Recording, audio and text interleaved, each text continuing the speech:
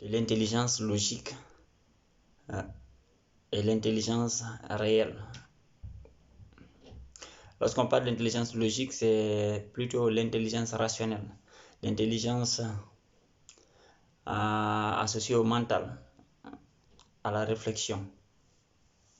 En fait, la civilisation dans laquelle on est actuellement est fondée sur une intelligence rationnelle des choses. Rationnelle qui est associée au mot raison. Ça veut dire qu'on essaie de trouver les relations logiques ou raisonnables. Raisonnable au sens de rationnel. Mais par contre, on se rend compte que toujours, il y a des phénomènes qu'on observe, qu'on n'arrive pas à interpréter sur le moment. Généralement sur le moment. Et parfois même qu'on n'arrive pas à interpréter du tout, mais qui ont leur place dans la réalité. Il y a plein de phénomènes dans l'univers ou dans notre environnement immédiat, on n'arrive pas à interpréter de façon logique ou rationnelle, mais qui prend place dans le système. Et en réalité, en fait, même si on regarde bien la part rationnelle dans notre existence, je peux même peut-être postuler comme ça que c'est vraiment moins de 10% de la réalité en fait.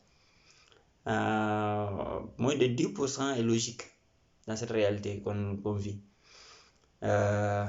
Les individus que tu rencontres sur une route, les événements qui se passent dans une route ou tes rapports avec les gens, la plupart du temps, sont truffés de choses qui t'arrivent que on ne peut pas expliquer de façon rationnelle.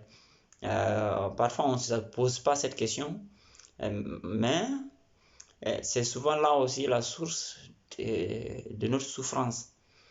Voilà, parce que on s'accroche à vouloir expliquer les choses de façon rationnelle tout le temps. Et lorsque ça ne va pas, la manière dont on laisse compter, voilà, comme ça devait aller selon notre logique, eh bien, ça devient une source de souffrance. Voilà, donc ça s'est mal passé, mal entre guillemets, mal passé, parce que c'est toujours relatif en fait à notre façon de prévoir les choses. On prévoit selon notre logique.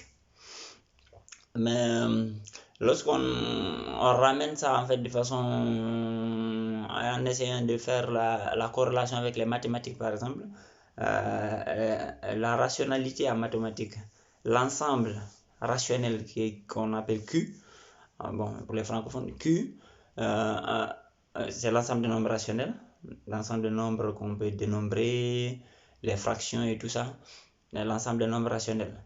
À l'intérieur, il y a l'ensemble des nombres naturels, entiers, naturels, mais tout ceci est dans un plus grand ensemble qu'on appelle l'ensemble des nombres réels. Et dans l'ensemble des nombres réels, l'ensemble des nombres réels est constitué des nombres irrationnels et des nombres rationnels. Mais en fait, les nombres irrationnels sont infiniment, au-delà même de l'infiniment plus grand. C'est-à-dire que vraiment, c'est totalement, ça dépasse de façon inconcevable le nombre, les nombres rationnels en quantité. Et d'ailleurs, il y a une théorie il y a un théorème, il y a ce théorème qui essaie d'expliquer qu'entre tous deux rationnels, on peut toujours trouver des irrationnels. Et lorsqu'on fait la correspondance entre ça, parce que les mathématiques, en fait, c'est vraiment le fondement de notre compréhension de la vie, en fait. Et c'est intéressant parce qu'on appelle ces nombres, qui sont des nombres en majorité écrasante irrationnels, on les appelle les nombres réels. Donc ça veut dire qu'en fait, quoi, la réalité la réalité est truffée d'irrationalité. Mais dans notre enseignement, en fait, dans notre vie de tous les jours, dans cette civilisation particulière-là, on tend à nous faire croire que ce qui est irrationnel est anormal. Or, en réalité, dans la réalité, en fait, la réalité est essentiellement irrationnelle. Et donc, c'est fait preuve d'ignorance que de vouloir tout ramener à la rationalité. Et ça, c'est essentiellement de ce monde-ci parce que c'est une vision occidentale des choses. Et parce que la rationalité, c'est vraiment une part vraiment petite de la réalité en fait. C'est vraiment très très petite et c'est un truc, c'est un phénomène qui a commencé juste au 15e siècle, là. Voilà, à la renaissance ou naissance de la civilisation européenne, avec les Descartes et tout ça, qui ont voulu tout rationaliser. Et ne le pouvant pas, en fait, un phénomène de rejet de tout ce qui était rationnel. Mais quand on regarde les civilisations anciennes, elles fonctionnaient totalement dans ce qu'on peut considérer aujourd'hui comme irrationnel.